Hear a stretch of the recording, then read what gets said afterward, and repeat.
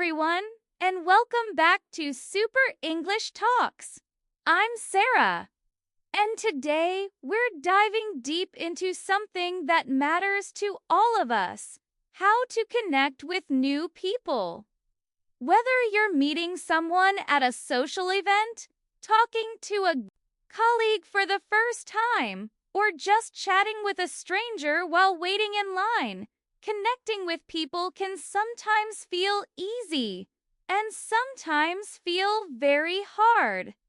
But the good news is that connection is not just a talent some people are born with. It's a skill we can all learn. And today, I want to walk you through how to build real, meaningful connections step by step. We'll talk about the power of active listening, how to find common ground, how to make conversations feel balanced.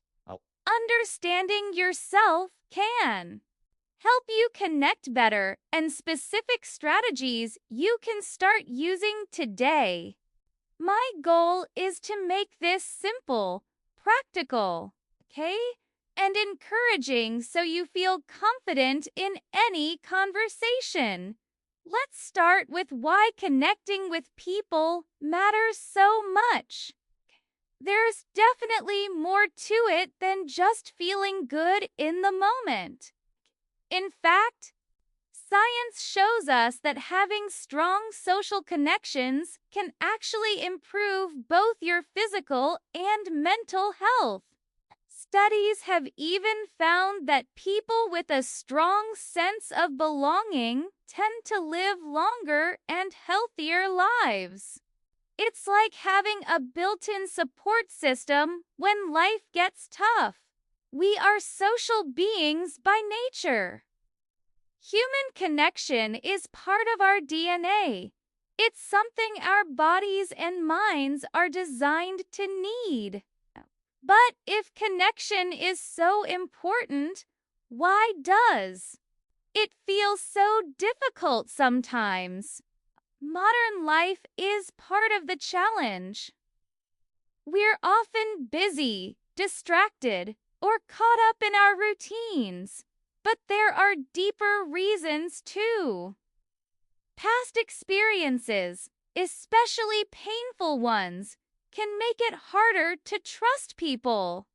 Social anxiety can make it feel almost impossible to approach new people. And sometimes we don't even realize how much time we spend online instead of face-to-face, which can make in-person conversations feel unfamiliar. Social media can trick us into thinking we're connecting, but it can also make us feel more isolated. When we scroll through endless posts, comparing ourselves to others, we can lose confidence and feel less prepared for real conversations. So, if you're already feeling disconnected, I want you to know you're not stuck. There are ways to break down those walls and start building real connections again. And you can start small.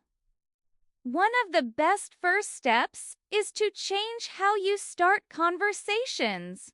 Most people fall back on questions like, "What do you do?" or "Where are you from?" These are fine, but they don't always lead to deeper, more interesting discussions. Instead, try asking questions that invite the other person to share something meaningful, like, "What's something you're really passionate about these days?" Or, "If you could travel anywhere in the world, where would you go and why?" These types of questions encourage people to open up and share a bit of their personality, not just basic facts. When you do this, you're going beyond surface level talk and opening the door to finding common ground. Finding common ground is one of the fastest ways to connect with someone.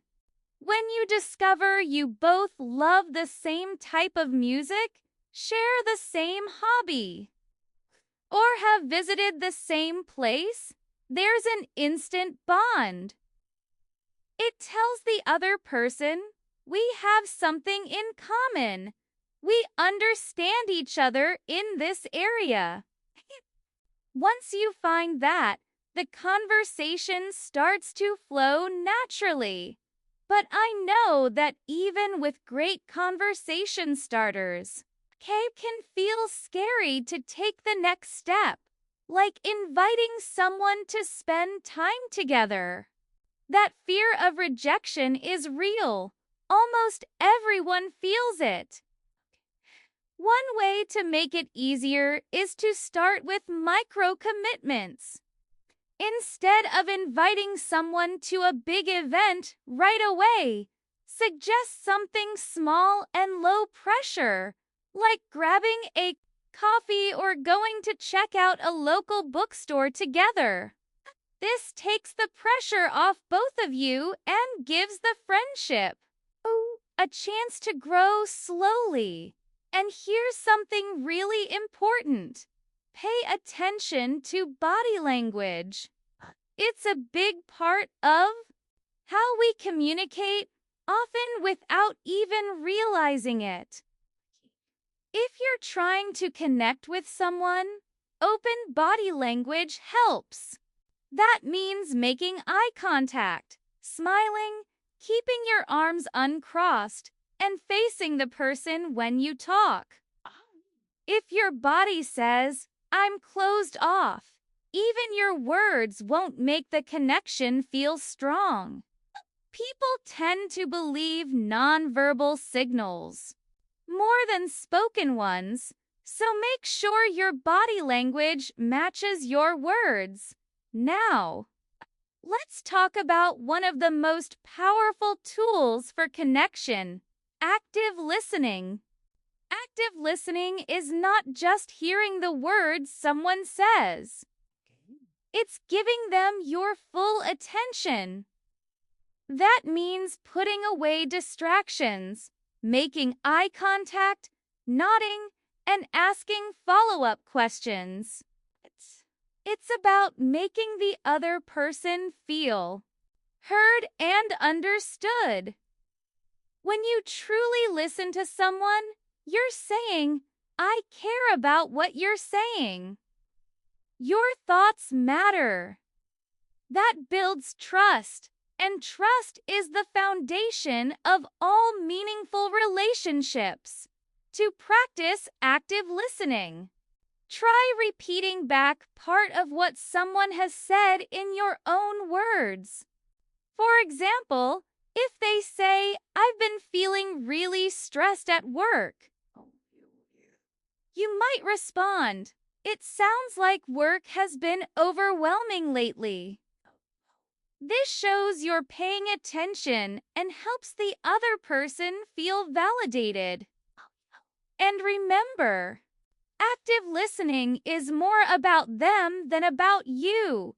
It's not the time to turn the focus back to your own stories right away. Of course, connection is a two-way street, and that brings us to reciprocity.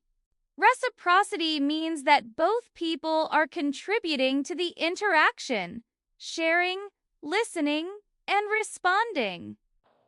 If one person is doing all the talking and the other is doing all the listening, it doesn't feel balanced. To create a healthy back and forth, share parts of your own experiences when it's natural to do so, but always come back to showing interest in them.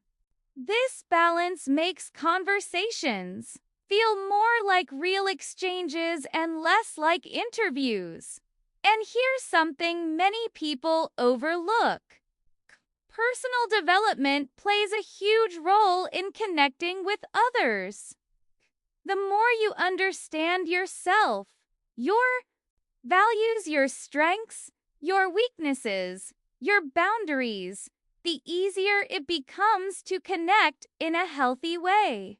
When you know what matters to you, you're better at recognizing when you have genuine things in common with others. Oh. You're also better at respecting your own boundaries and the boundaries of other people. Speaking of boundaries, respecting them is essential. Okay, everyone will be ready to share personal details right away, and that's okay. You can still connect while giving people space. Start small, share gradually, and let the relationship develop naturally. Forcing closeness too quickly can make people pull away. Connection should always feel safe, not pressured. I also want to talk about something many people worry about: awkward silences. We all experience them, and they're not a sign that the conversation is failing. Silences are just natural pauses. Instead of rushing to fill every gap, you can use those moments to observe something around you. Share a light comment, or simply let the conversation breathe. Sometimes, a small joke or observation about your surroundings can break the tension. For example, if you're in a cafe, you might say, "I wonder how many cups of coffee they sell in a day." Or, "That painting is interesting.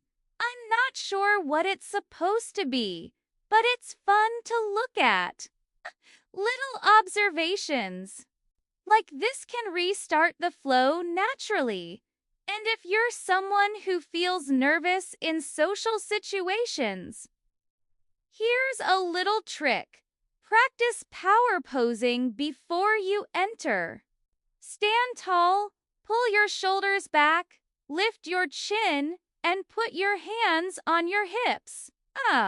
This body position sends a message to your brain that you're confident and in control. Even if you don't feel confident at first, your body can help you start to feel it. Your mind and body are always communicating with each other, and using confident body language can set a positive tone for the whole interaction. Now, meeting new people is only the first step. The real challenge is keeping those connections alive. Over time, relationships, whether they're friendships, family bonds, or romantic, need effort to grow. This doesn't mean you have to see someone every day, but staying in touch matters. Small actions like sending a quick text to check in, sharing an article you think they'd like, or just asking how they're doing can keep the connection strong. It's the small, consistent gestures that add up and show people you care. In today's world, a lot of our connections also happen online. Social media can be a great tool, but it can also feel superficial. To make online connections more genuine, engage more deeply. Instead of just liking a post, leave a thoughtful comment or ask a question. Respond to people's stories with something meaningful. And share your own thoughts and experiences so others can connect with you as a real person, not just a profile picture. If you're introverted or feel nervous about reaching out online, start with smaller, more focused communities that match your interests. Maybe it's a book club, a group for people learning the same language, or a hobby-based forum. These spaces feel safer because you already have something in common with the people there. Asterisk, and through all of this, remember, connection is a journey, not a destination. There will be times when things feel awkward. There will be times when someone doesn't respond the way you hoped. But every effort you make to connect is a step forward. Over time, you'll find the people who truly understand and appreciate you, and those relationships, the ones built on trust, shared interests, and mutual respect, are worth every bit of effort. Even small acts of kindness can start something big. A genuine compliment, a patient listening ear, or even just a smile can brighten someone's day and open the door to something more. You never know, a single kind moment could be the start of a lifelong friendship. So, as we wrap up today's talk, I want you to remember this. Meaningful connections are built slowly with care and attention. They don't require you to be perfect, just present. Show up, listen, share, and respect both your own boundaries and the other person's. Be curious, be kind, and give relationships the time they need to grow. You see, human connection is not just a nice extra in life. It's essential. There's a lot of research that shows strong social connections can actually help us live longer, stay healthier, and feel happier. People with good relationships tend to handle stress better, recover faster from illness, and even have a lower risk of depression. That's because connection gives us a sense of belonging, and belonging is something we all need. It's part of being human. But if connection is so important, why do so many of us find it hard? Well, modern life plays a big role. We're busy, we're distracted. We often communicate more through screens than face-to-face. And sometimes past experiences can make us hesitant. Maybe you've been hurt before. Maybe you've experienced rejection. Or maybe social anxiety makes you overthink every word you say. And here's something interesting. Even spending too much time on social media can make it harder to connect. In person, social media can give us the illusion of connection, but in reality, it can make us feel more isolated, especially if we're constantly comparing our lives to the highlight reels we see online. So what can we do about it? The good news is, connecting with people is a skill you can develop, no matter where you're starting from. And today, I'm going to share exactly how. We're going to explore the power of active listening, how to find common ground, how to create balanced conversations, why understanding yourself matters, and practical strategies you can start using today. I'll also give you examples you can try in your own life, so by the end of this episode, you'll feel ready to walk into any room or even start a chat online with confidence. Let's start with active listening. In my opinion, this is the foundation of connection. Active listening means giving someone your full attention when they're speaking. Not just hearing the words, but really listening to understand. Okay? That means you're not looking at your phone. You're not thinking about what you're going to say next. You're fully present. And here's why it matters. When someone feels truly heard, they feel valued. And when they feel valued, they are more likely to open up and trust you. Let me give you an example. Imagine you're talking to a friend and they say, "I've been really stressed at work." If you respond with something like, "Yeah, work can be stressful," and then immediately start talking about your own job, that's not active listening, that's just reacting. Active listening would sound more like, "It sounds like you've had a tough week. What's been going on?" See the difference? You're showing that you heard them and you care enough to learn more. When you listen actively, you can also use nonverbal cues to show you care.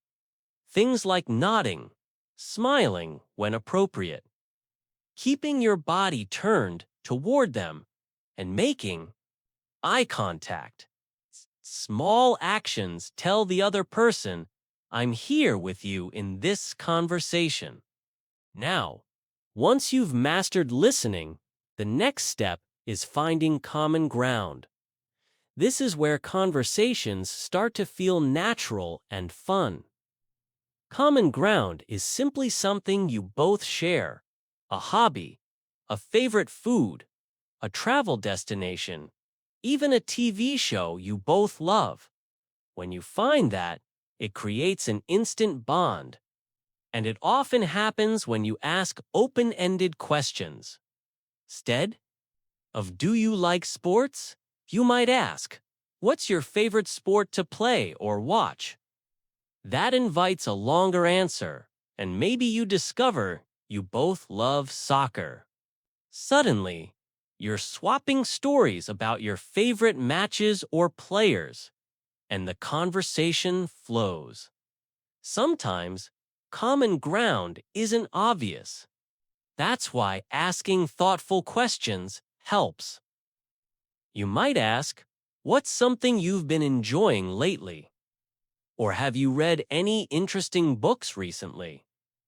These questions give the other person space to share what matters to them, and that's where connections begin. But connection isn't just about asking questions, it's about reciprocity. That means both people give and receive in the conversation. If you only ask questions and never share anything about yourself, the other person might feel like they're being interviewed. On the other hand, if you talk only about yourself, they might feel ignored. The best conversations are a balance. You share a little, they share a little. And it goes back and forth. Now let's talk about understanding yourself. You might be wondering, what does self-awareness have to do with connecting with others? The answer is a lot. When you know your values, your interests, and your boundaries, you can connect with others in a way that feels authentic. You're less likely to pretend to be someone you're not, and more likely to attract people who appreciate the real you. Plus, self-awareness helps you respect other people's boundaries because you understand the importance of having your own respected too. Speaking of boundaries, respecting them is key. Not everyone will feel comfortable opening up right away, and that's okay. You don't have to share your deepest secrets to connect with someone. Start small. Share a personal story that's light and positive. If they respond warmly, you can share more over time, okay? If they seem uncomfortable, keep the conversation on neutral topics, okay? Connection should always feel safe for both people. Another important part of connection is handling awkward silences. A lot of people fear these moments, but they're actually a normal part of conversation. The key is not to panic. Sometimes a short pause gives both people a chance to think and respond more thoughtfully. You can also use silences as an opportunity to make a light comment about your surroundings. For example, if you're in a coffee shop, you could say, "I love the smell of fresh coffee here," or "This place always plays the best music." Small comments like this can restart the flow without pressure. And if social situations make you nervous, here's a simple trick: power posing. Before you enter the room or start the conversation, stand tall, roll your shoulders back, lift your chin slightly, and take a deep breath. Hold that position for a minute or two. This tells your brain that you're confident even if you're feeling a bit unsure. And believe it or not, your brain will start to believe it. Confident body language not only makes you feel more comfortable, but it also makes you appear more approachable to others. Meeting someone new is just the beginning. The real magic happens when you keep that connection alive. Relationships, whether they're friendships, work relationships, or something more, need attention. This doesn't mean constant contact, but small, consistent actions help. Sending a quick message to say, "Hey, I saw this and thought of you." Sharing an article or a funny meme, or simply asking how someone's day was. These small touches build trust and closeness over time. And yes, in today's world, many connections start or grow online. Social media can be great for this, but the key is to make your interactions genuine. Instead of just liking a post, leave a thoughtful comment. If someone shares a photo of a meal they cooked, you could say, "That looks delicious. What's in it?" This shows real interest, and it's much more engaging than a simple emoji. For introverts or people with social anxiety, online spaces can feel less intimidating than in-person events. But it's still important to find spaces that feel safe and positive. Joining online communities centered around your interests can make it easier to start conversations because you already have something in common with everyone there. Through all of this, I want you to remember something. Connection is a journey. It's not about being perfect, and it's not about making everyone like you. It's about being open, curious, and kind.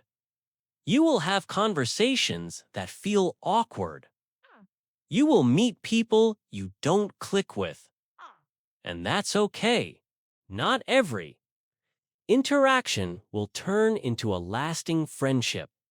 But the more you practice, the more confident and comfortable you'll become. And sometimes, it's the small acts of kindness that make the biggest difference. It's a smile, a genuine compliment, or even just remembering someone's name can make them feel seen and appreciated. These moments can be the seeds of real connection. So, as you go about your week, I challenge you to try one thing from today's episode. Maybe it's asking someone a more open-ended question. Maybe it's practicing active listening. Maybe it's sending a quick message to someone you haven't spoken to in a while. Whatever it is, take that small step toward connection. The power of active listening and finding common ground.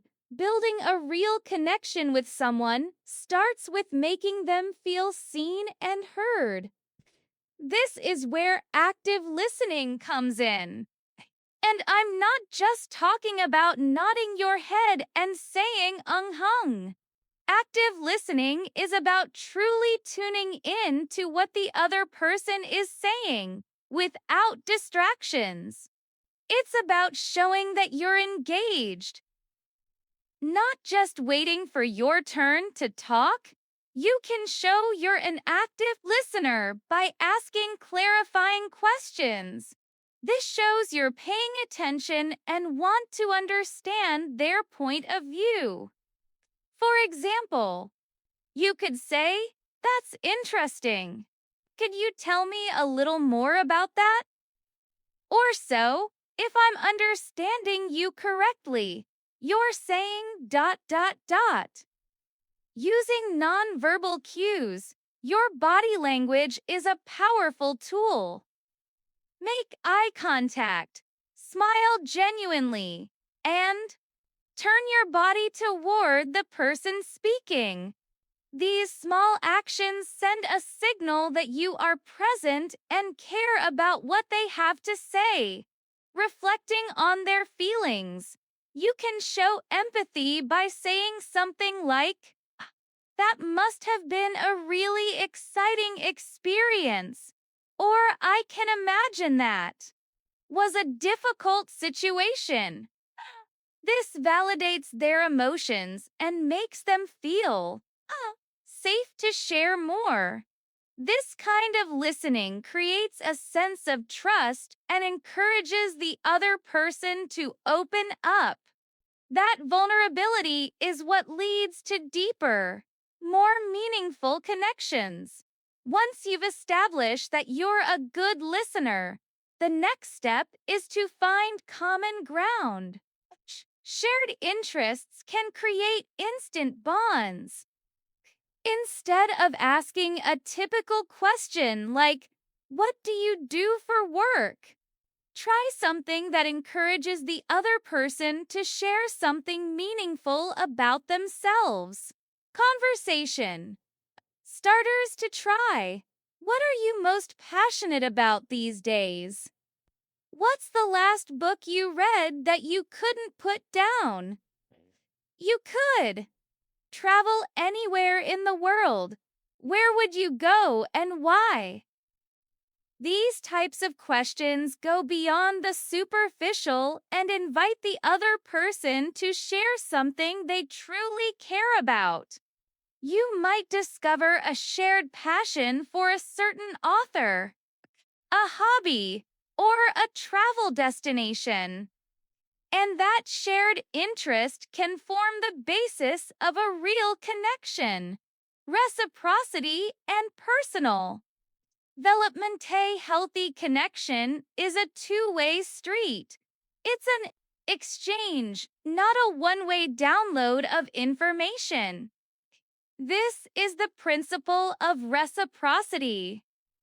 While active listening is key, you also need to be willing to share and be vulnerable yourself. The balance between listening and sharing is what truly deepens a relationship. Share small personal details. You can start by sharing small things about yourself and then gradually increase the level of vulnerability as the relationship develops. For example, if someone shares a story about a challenge they faced, you can share a similar, small personal story. This creates a mutual sense of trust. Give and receive compliments. A sincere compliment can go a long way. But it's not just about giving. It's also about being able to receive a compliment gracefully. Say thank you instead of deflecting the compliment. This shows that you are comfortable with yourself and open to connection. Respect boundaries. Pay attention to the signals the other person is sending. If they seem uncomfortable or closed off when you share something, dial back the intensity and respect their boundaries. Connection should never come at the expense of your own or someone else's well-being. Before you can effectively connect with others, you have to connect with yourself. This is the central idea of personal development. the more we understand ourselves, our needs, our patterns, our strengths, and our weaknesses, the better equipped we are to build healthy, fulfilling relationships with others. This means being self aware, knowing what you want in a friendship, and having the confidence to be your authentic self. The journey of building meaningful connections is an ongoing process of self discovery and growth. Specific strategies and tips now. Let's get into the nitty gritty. These specific strategies you can use to make those initial conversations less awkward and more engaging. 1. Embrace the awkward. Silence. Awkward silences are totally normal. They're a natural part of any conversation. Instead of feeling the urge to fill every silence with words, just acknowledge it. A simple, playful observation like, well, this is getting intense. Or I wonder what that painting is supposed to be, can take the pressure off and let the conversation breathe. Arch. It's like you're inviting the other person to share a moment of curiosity with you. And that small shared experience can create a sense of connection. 2. Master your body language. Your body language is a powerful secret language. It can say more than your words. To project confidence and approachability, make sure your body language is open and inviting. Make eye contact and smile genuinely. Uncross your arms and keep your hands relaxed. Turn your body towards the person you're talking to. Stand or sit with good posture. You can even try a power pose before a social event to help you feel more confident. 3. Move from micro commitments to deeper connections. The fear of rejection is completely normal. To handle it, start with micro commitments instead of immediately inviting someone to a big event. Suggest something low pressure and casual, like grabbing coffee or checking out a new bookstore together. Pay attention to their body language. If they seem hesitant, don't push it. The goal is to build rapport, and relationships take time. Point 4. Keep the connection going. Friendships need effort and attention. Consistency is key. Make an effort to stay in touch, even if it's just a quick text to say hi or sharing an article you think a friend would like. It's the little things that add up over time. Show your friends that you value them. Make your most important friendships a priority. Think of them as investments that require time and energy, just like your job or your health. 5. Connect online with intention. Social media can feel superficial, but it doesn't have to be. Engage thoughtfully instead of just liking something. Take a minute to leave a thoughtful comment or ask a question. Share your own thoughts and experiences. Vulnerability is just as powerful online as it is offline. Find online communities that match your interests.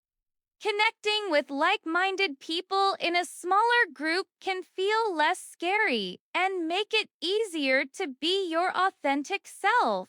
This has been a very insightful conversation. The biggest takeaway is that building meaningful connections is a journey, not a destination. It's all about learning, growing, and putting yourself out there, even when it feels uncomfortable. There will be times when things feel awkward and you might get rejected. But the rewards of experiencing true connection are so worth it. Thank you so much for joining me today. I hope you feel inspired and equipped to go out and build those meaningful connections. What's one of these strategies that you're going to try this week? Share your thoughts in the comments below. And if you found this conversation helpful, please give this video a thumbs up and hit that subscribe button. Until next time, keep exploring, keep connecting, and keep diving deep into the things that matter. Bye for now.